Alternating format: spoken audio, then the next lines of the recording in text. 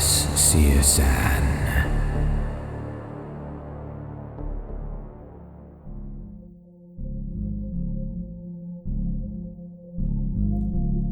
A year ago, I started working as an Uber.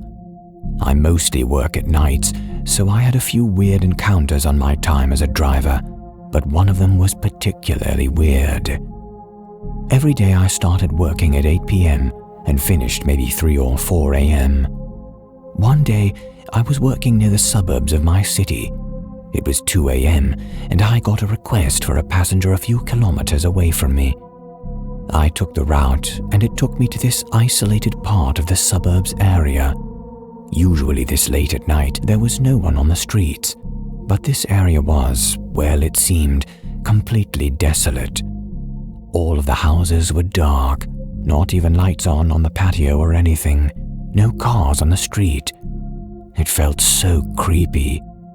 I suppose it could have been because I was lonely, but then again, who knows?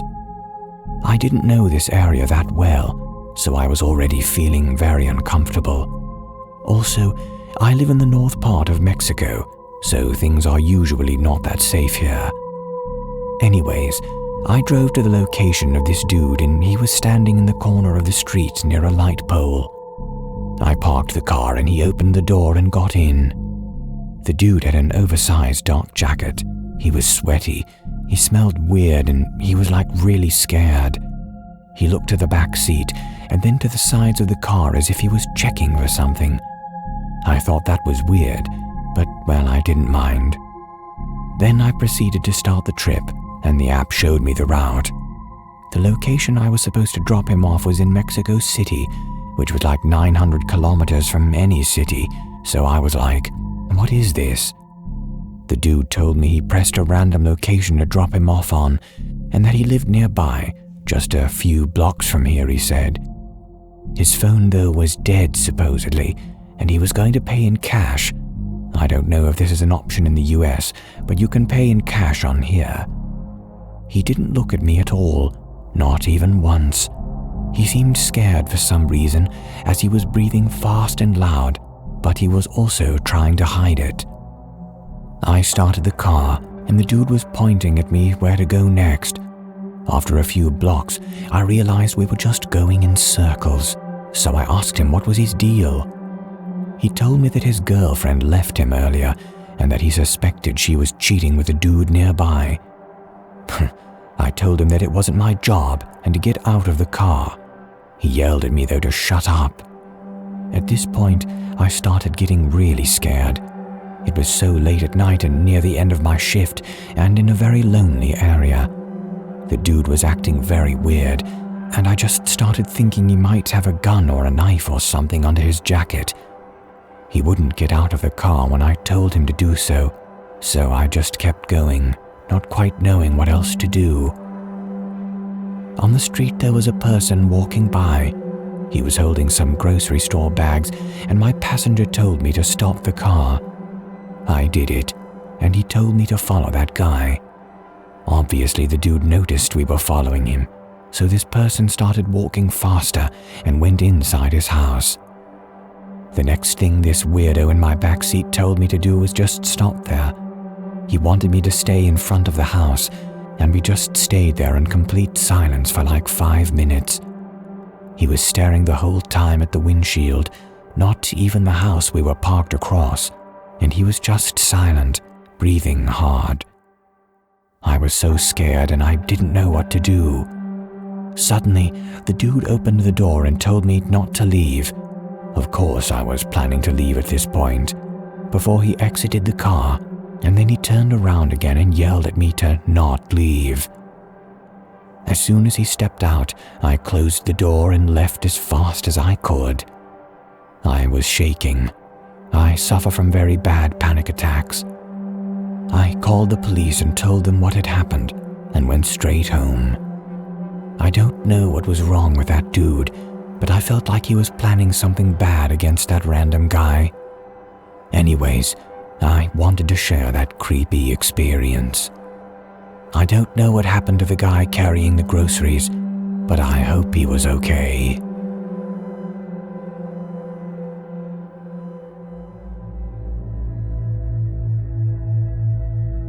Sketchy Uber Driver by Macbrady. One night my boyfriend and I were hanging out drinking with our friends and went back to our friend's apartment that lived about 10 to 15 minutes away from us in the next town over. It was getting pretty late and we both had work the next day, so we called an Uber to just pick us up. Our Uber got there and everything seemed fine. We made casual small talk as you usually do with the Ubers or Lyfts. The vibe was fine. The dude seemed nice enough, nothing to worry about. I was just too exhausted, I suppose, to notice anything else at first and wanted to go home. I then remember feeling like wide awake out of nowhere. We got to the end of the street, and I recognized it as being closest to our homes. And while I'm really bad at directions, this was a turn where it was like you turn right. You're supposed to then go toward our house. If you turned left, though, you were clearly driving in the complete opposite direction. The guy stopped at the light and flicked his left blinker on. I immediately looked around at my boyfriend, who was clearly on edge. My boyfriend asked the driver what he was doing, because this clearly was the wrong way. The driver told my boyfriend, though, not to worry, that he was from the area and he knew a shortcut. Whatever, we both tried to relax a little bit, especially because this was a main road and there were plenty of side streets around that he could have been cutting through. Then he got to another stoplight and had the ability to either make a right, which would put him going toward the general direction of where we lived, or keep going left, which was going into the next town over. He flicked his left blinker on again, and at this point, I noticed that he didn't have the Uber app, and his GPS tracking was totally off. His entire phone was off, in fact. There was nothing tracking his driving or the location where we were, and he had not been monitored by the app since we got inside. My heart started beating, and I got out my phone to call 911. I have this shiv-like stabby weapon thing on my keychain, which I got out and waited. My boyfriend flew out of his seat and lunged toward the front seat, so he was half standing up, and started yelling, asking the guy where the hell he was going, because we knew this was the wrong way. The guy immediately flicked his right blinker on, not wanting trouble, and skirted into the right lane instead of the left, where he had previously been. He said sorry over and over again, but my boyfriend said, "You know what? Never mind. We're going to get out right here and just walk home. Please unlock these doors." When he went to unlock the doors, the driver freaked out and got really defensive and on edge, and was like, "No, I'm sorry. I promise I'll take you home now. I'm going right there." He almost admitted that he was clearly taking us to the totally wrong direction.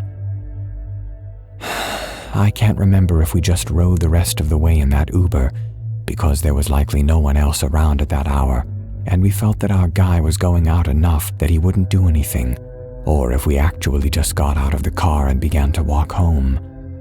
Like I said, very exhausting drunk night. The most chilling part about this for me was how he had his app off the whole time, and how he was quick to correct himself as soon as we noticed. He didn't even try to come up with a cover story to justify his actions. He admitted before my boyfriend freaked out next to him that he was not taking us to our destination. We reported this guy the next day on the Uber app and had never come in contact with him since.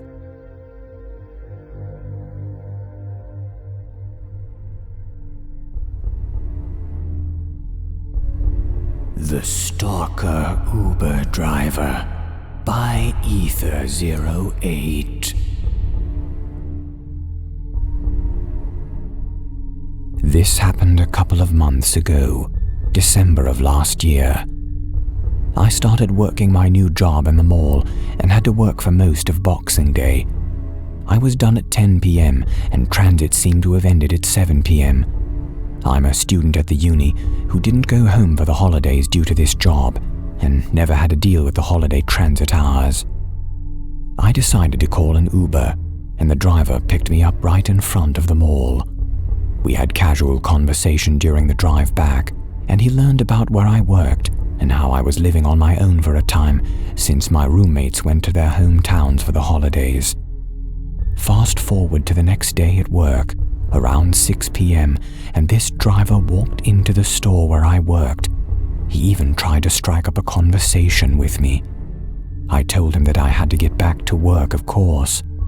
The bastard asked if we could hang out later, to which of course I said no and made him leave.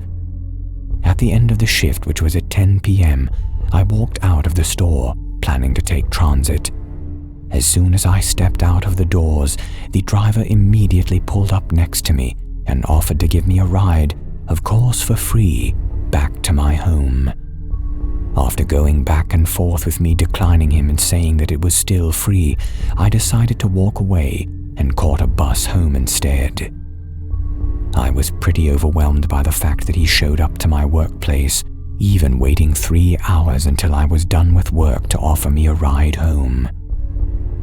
I've reported this to Uber, and they've notified me that they've suspended this driver, providing me with a full refund and giving me a link to provide to the police if I plan on filing a report. Silly of me to give away information like that to a stranger, but I hope to never meet that driver again who appeared twice my age, knows where I work and live. Lesson learnt 110%.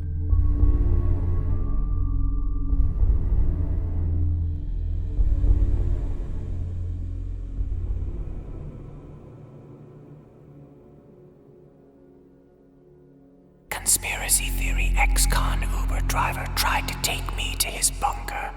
By Don't You Weep. This all happened in August 2017.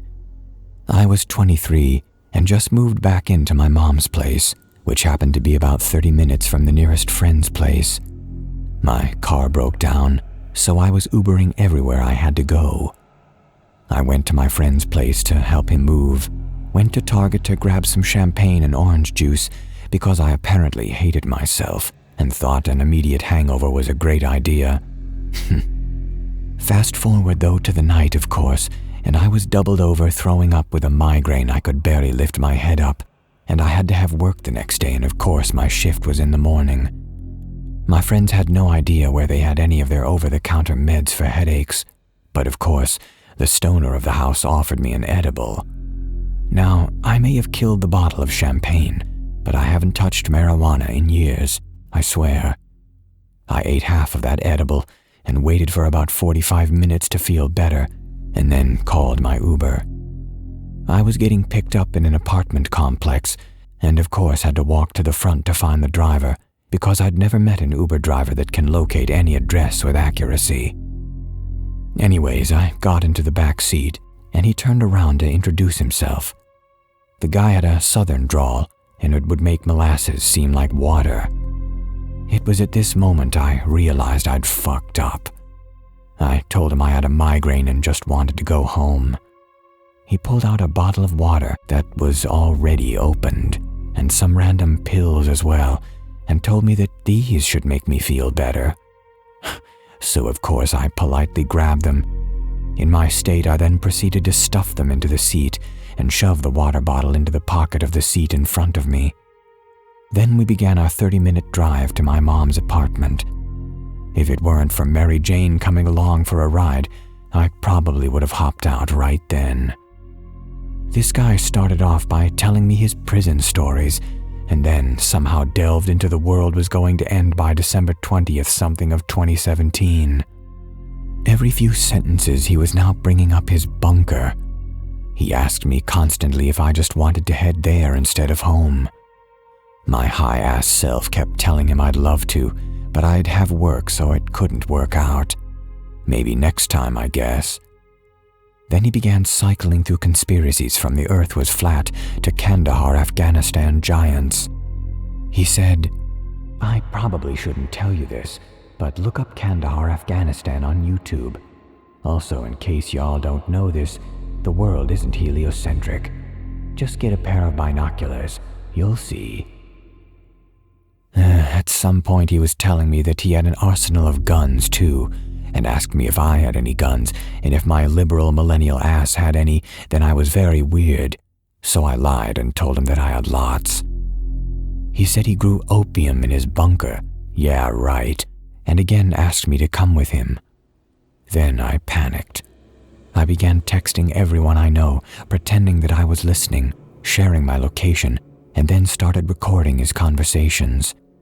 I managed to get about 7 minutes in total of this 30-minute drive on film.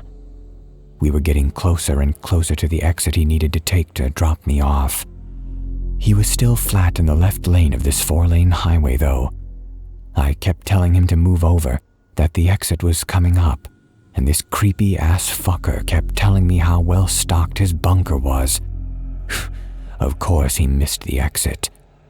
Finally, I lost it and started screaming at him to get home, and that my mom was waiting for me, and if I went missing there'd be hell to pay. I also had work tomorrow, like my job meant anything to this psycho or even me. He finally did get off at the exit after I started kicking the seat, threatening to jump out of the moving car. I ran out of his car so fast when he hit the red light outside of the apartment complex. As soon as I got inside, I tried telling my mom what happened, but she brushed it off and was more disappointed that I told her I had taken an edible. Moms. The next morning, I coherently explained what actually happened and showed her the videos. Then we reported him to Uber. I still take Ubers on occasion, but I will never use one while alone and inebriated and high ever again. And this is the reason I don't consume THC. The universe knows when I'm high, and I guess things like this happen to me.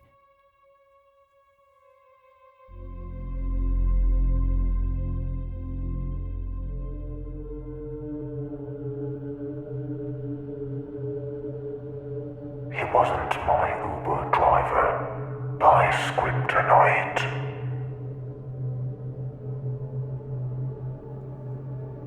This happened to me a few years ago. It was New Year's Eve, and I had just been out of the city to celebrate with 3 of my closest girlfriends.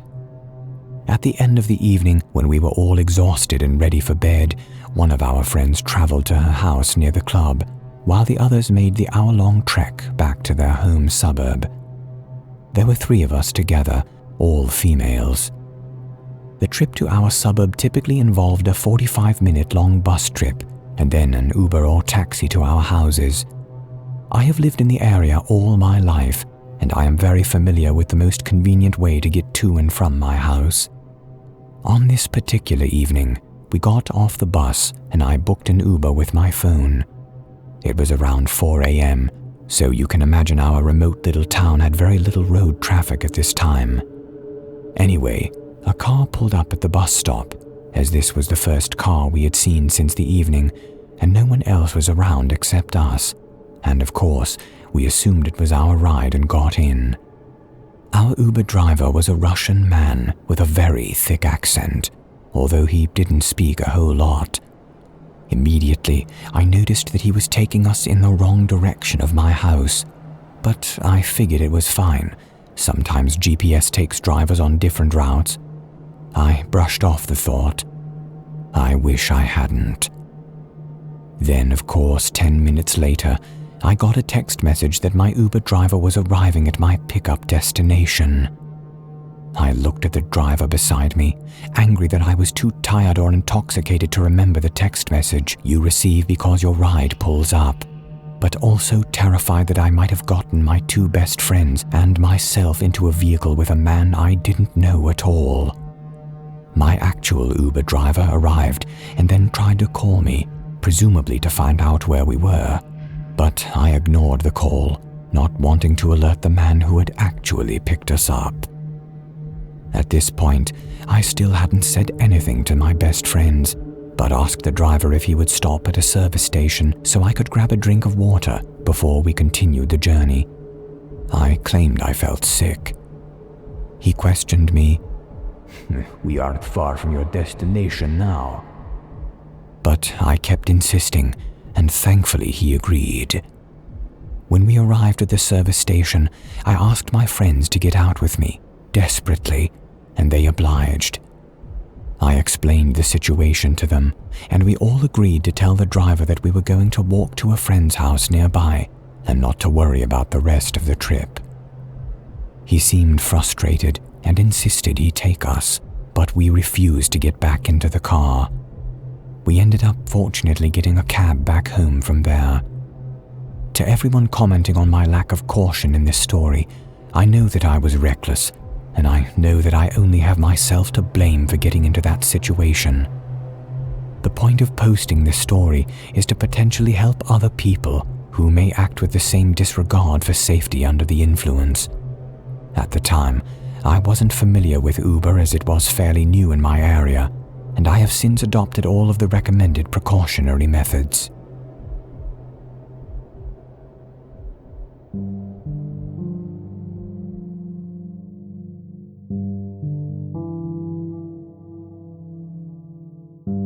Creepy Uber driver possibly tried to kidnap me.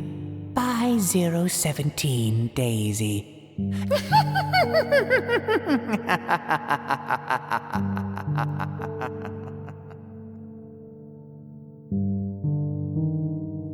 As said in the title, I had a scary ride with an Uber driver a few years ago. For background, I live in a rich, predominantly white area of California. It was about 10 at night during the summertime, and I was using Uber because my mom, simply put, is lazy. I had been hanging out at a friend's house, but when the driver had picked me up, I was alone on the street corner. Immediately when I got inside the car, I noticed the driver was a young male, most likely in his mid to late 20s. I was a 15-year-old girl, and obviously so. I could have even passed for 12. In the beginning of the ride, nothing was very abnormal, but as it went on and our conversation continued, he started asking me creepier and creepier questions. And because I was a shy young girl, I had yet to learn how to stand up for myself or lie when asked personal questions. He asked me if where we were heading was my house, how old I was, where I went to school, and more. And I answered all of these truthfully because I was more afraid of lying than protecting myself. 15 minutes away from my destination, our conversation died, so he turned up the music. Then, after half a minute of me singing along with the music, he quickly turned it down and said, "Did you just say you'll suck my dick?" And I was like, no, what the hell? I was just singing along with this song. He kept muttering to himself, something along the lines of, "Well, it sounded like you said that." After we stopped talking, he later offered me a piece of gum, except it was unwrapped and weirdly shaped. After my declining the offer several times and him not backing down, I accepted it, pretended to put it in my mouth, and then the awkward silence continued. This is the part that made my heart skip a beat. He noticed that I wasn't chewing and kind of angrily pointed it out, so I saw that I had no other choice than to actually put the gum in my mouth. It was so long ago that I can't recall if it had an odd taste, but I wish I could. Then, after this, he started diverting from the route. The app was verbally telling him that he was, but he kept taking the wrong turn, and then how to get back to the route while ignoring it. After a minute or two, I tried to speak up, asking him why he was going this way, and then he replied that he was just trying to find a faster route. This was when my sternness kicked in, and I told him that the app was providing the best route and that I knew it by heart. He started to get back on the route again. This was pretty much the end of it. It may not have seemed outwardly sketchy, but all the little things added up, and I knew I wasn't safe. When he finally dropped me off at home, he turned his entire body around to say goodbye, but with a smirk. Needless to say, I told my mother what had happened, and we spent months trying to report it and get in contact with Uber, but they didn't have a phone number back then or an email contact at the time, and when we finally did reach an email of theirs, they didn't seem to care at all. So, moral of the story, Fuck these apps that don't care about predators being their drivers.